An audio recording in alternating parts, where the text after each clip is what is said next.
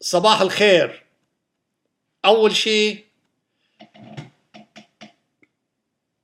بدي أحط لكم تسمعوا هذا الوطني الكبير يلي هو كان بوظيفة أدميرال ويليام ماكريفن، بفرجيكن هالوطنية قديش بيحب وطنه. مثلا رغم كل شي رأيه وخلافه مع الرئيس ترامب، يحترم الرئيس ترامب لأنه انتخب ضمن الإرادة الديمقراطية من الشعب، فنحترم انتخابه.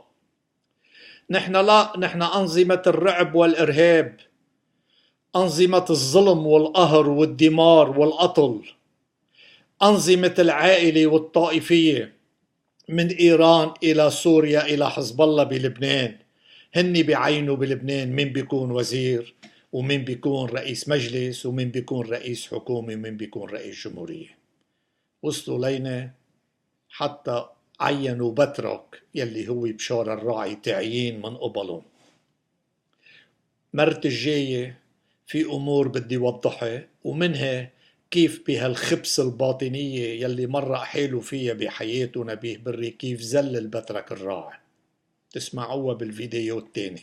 هلا خلونا نسمع ماذا قال هذا الأميرال. بطلب من العسكريين الجدد والحاليين والقدامى يلي هن بيشتروا كتاب وبيقروا كتاب على صورة ومثال، في كتير ضباط بس بسكر من باب السرعة، جابي لحود، نزار عبد القادر، خليل حلو، في كتير ضباط من هالصورة هيدي، فرانسوا جينادري، في كتير بيشتروا كتاب وبيقروا كتاب. إنكن تشتروا هالكتاب تبع الأدميرال ويليام ماكريفن وتسمعوا شو قال، ليكوا هالوطنية وليكوا نظرته للأمور كيفية. من هون قبل ما أترك، اليوم وقت طلعت رئيسة مجلس الكونغرس الأمريكي ممثلتنا نانسي بولوزي، قال إني أصلي من أجل الرئيس ترامب وأصلي من أجل أمريكا. بدعو لكل اللبنانيين نهار الجمعة ونهار السبت ونهار الحد من كل الطوائف يلي هن لبنانيين إنني يصلوا لهالسفالي والعمالي والتي الله يلهمون، بشار الراعي وسليمان فرنجية ونبيه بري وبشار الراعي وكل الوزراء نجيب وطه مئاتي، تي الله ما يغفر لن يحاكمون ضمن عدالته. ولكن صلوا من أجل لبنان، صلوا من أجل لبنان. برجع بكرر وبعرف ايش عم بقولكم. اسمعوا إذا بتريدوا شو قال هذا الأدميرال الوطني الكبير. هون بدها تبلش معه كيف وقت اللي كان بعده بالوظيفة، هلأ راح على التقاعد، بتخريج التلاميذ سنة 2011 بجامعة تكساس، خطب فيهم بآخر السنة يوم التخريج، وبعدين مقابلته التلفزيونية يلي صارت امبارح. اسمعوا إذا بتريدوا. Face down the bullies, lift up the downtrodden, and never ever give up. If you do these things, the next generation and the generations that follow will live in a world far. هون عم بينصح الطلاب، هيدي هالكلام اللي حكاها سنة 2011 بجامعة تكساس إذا بتريدوا. مشان هيك ورح ردلكن إياها من الأول تسمعوها منيح. Task completed. Find someone to help you through life. Respect everyone. Know that life is not fair and that you will fail often. But if you take some risks, step up when the times are the toughest, face down the bullies, lift up the downtrodden, and never ever give up. If you do these things, the next generation and the generations that follow will live in a world far better than the one we have today. And what started here will indeed have changed the world for the better. A supremely inspiring message, one I've played for my 7-year-old, from a fixture in modern American military history. That was Admiral William McRaven, whose resume includes overseeing just a handful of seismic world-changing events: the capture of Saddam Hussein, the rescue of Captain Richard Phillips, and the raid to kill Osama bin Laden. And the honor and dignity he showed during his time in the military spilled over into the political realm last summer, when Donald Trump revoked the security clearances from former intelligence officials, seemingly out of political retribution. سمعتوا شو حكيت عن السي في تبعهم؟ سمعتوا شو هي السي في تبع ميشيل عون غير الدمار والقتل وذبح المنطقة والتعامل مع الخارج مشان ياخد وظيفة ومشان ياخد المال الجاه والمال. هو وطه ونجيب ميقاطي ونبيه بري وسليمان فرنجي وبشار الراعي وهالمجموعات. هو ليكو السي في تبعه شو بيمثل بوطنه؟ بيمثل هالضباط اللي اسكرتلكن هن يلي السي في تبعهم بتفرجي مين هو الإنسان. اسمعوا. Admiral McRaven wrote a letter to the president published in the Washington Post saying this in part, quote, "Revoke my security clearance too, Mr. President."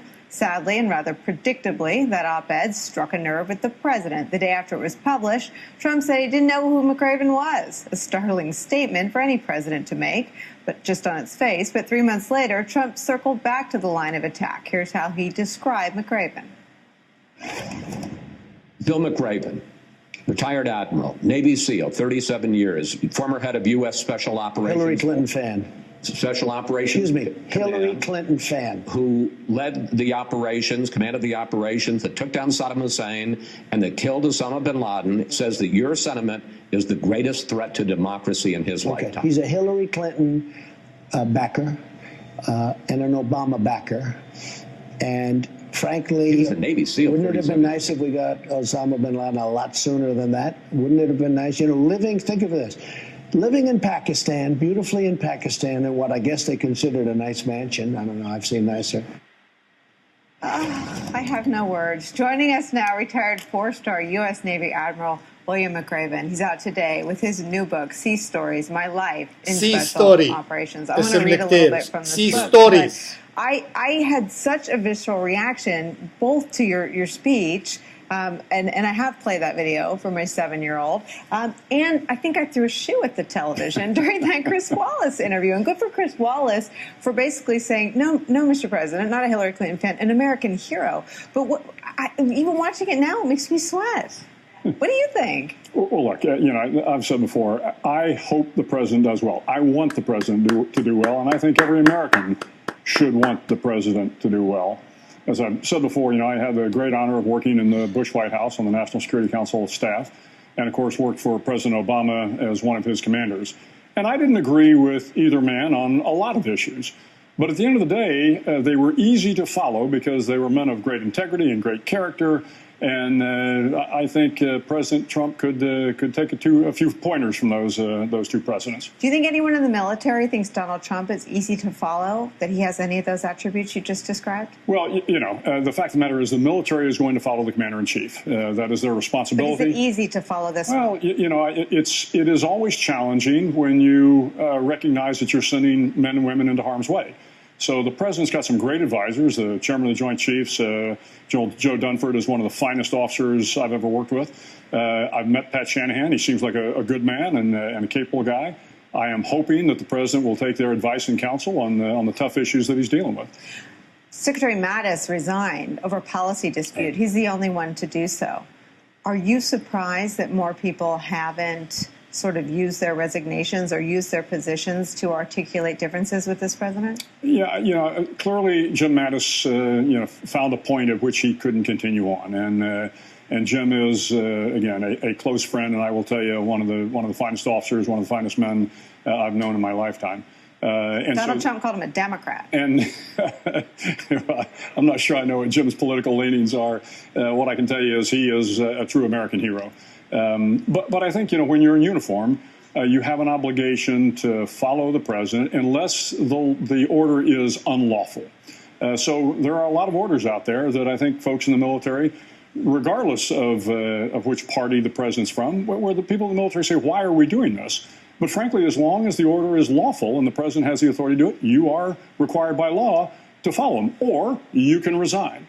And frankly, there are times when you need your military leaders to follow and to do so in a thoughtful manner so that the country moves forward in challenging times in the right direction. You've talked about some of the greatest threats to our democracy around attacks on the press, calling members of the media.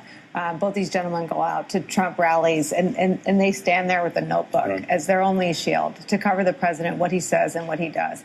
He gets tens of thousands of people chanting enemy of the people, about reporters doing their jobs.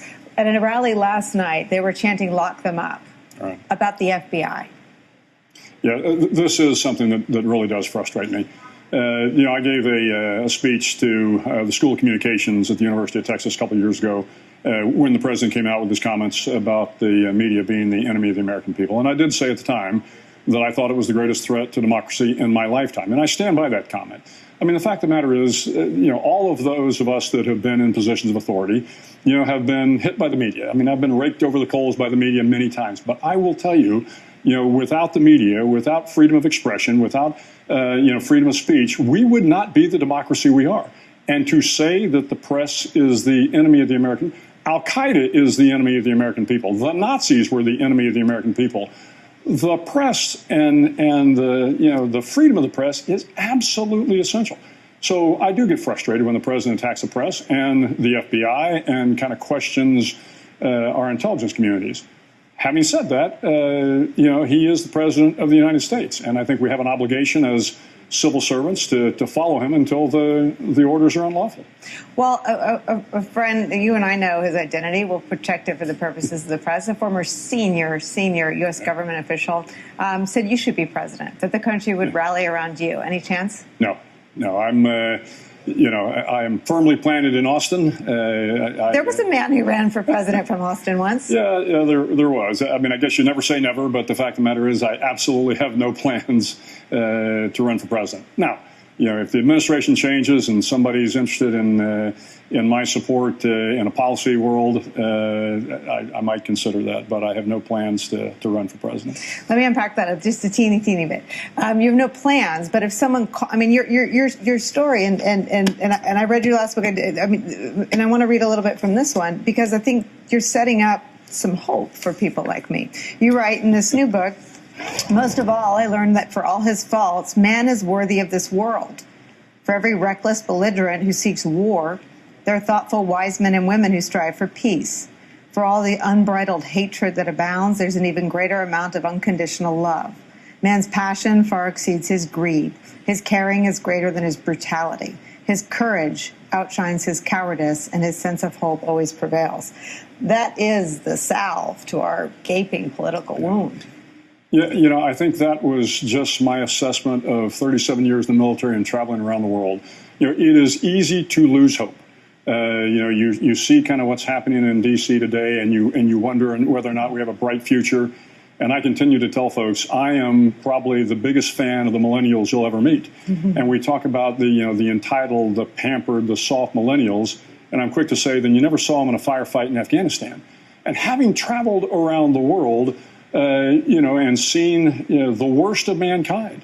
The Iraqi torture houses, what the Taliban did in Afghanistan to women. I mean, these are horrendous acts. And yet at the same time, you see incredible kindness and you see people going out of their way to help other people. So in spite of all that I've seen, I have great hope for the future and certainly great hope for America. And that's not political. There is nothing in this book that is political. It is not a political expose. Hopefully what it is a recognition that I was honored and fortunate enough to spend time with some great men and women in these remarkable tales that I tell in here from the bin Laden raid to the capture of Saddam Hussein, and really the credit belongs to the men and women who were part and parcel and part of those missions. You give me hope, so I hope you'll come back and spend some time with us. Thank you. My Congrats pleasure. on the book. Go out and buy it. Admiral McCraven, thanks for spending time with us. The book is Sea Stories.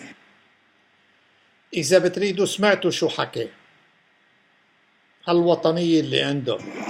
Gut stains, food stains, grass stains, try oxygen. ليه بده مركز ولا بده شيء ولا عم يبرم على مركز حتى يقول بدي مركز. كل شيء عم يبرم انه حبه لوطنه.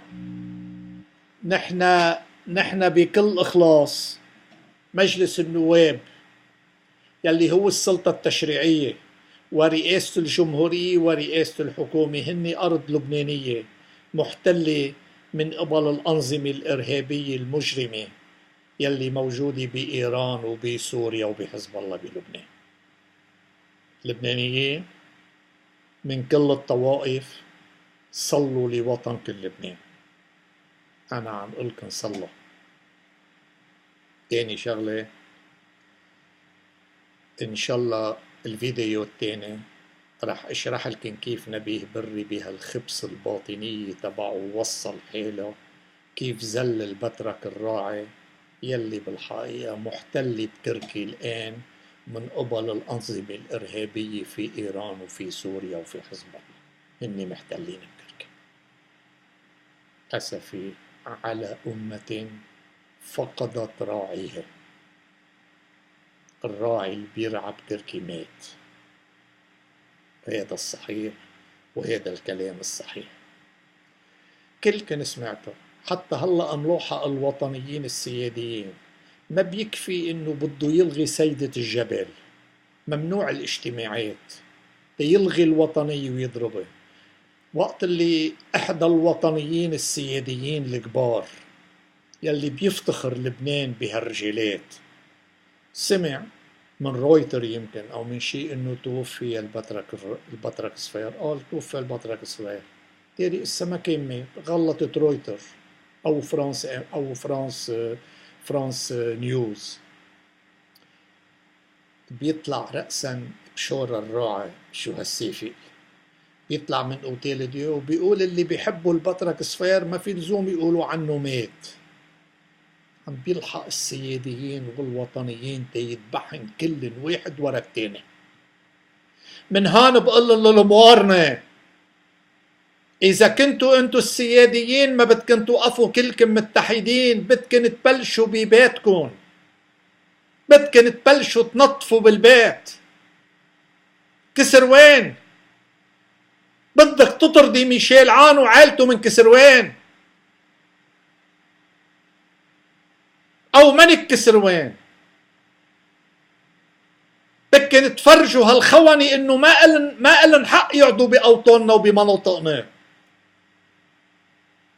طرابلس بدك تشيلي هالخوني وتطلعيهن البرة من برات طرابلس، هن ربيوا ببيروت ما ربيوا بطرابلس.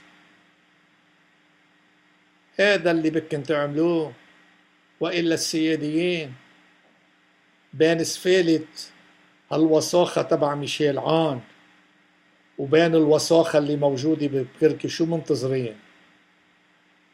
شو منتظرين يعني؟ شكرا وألف شكر.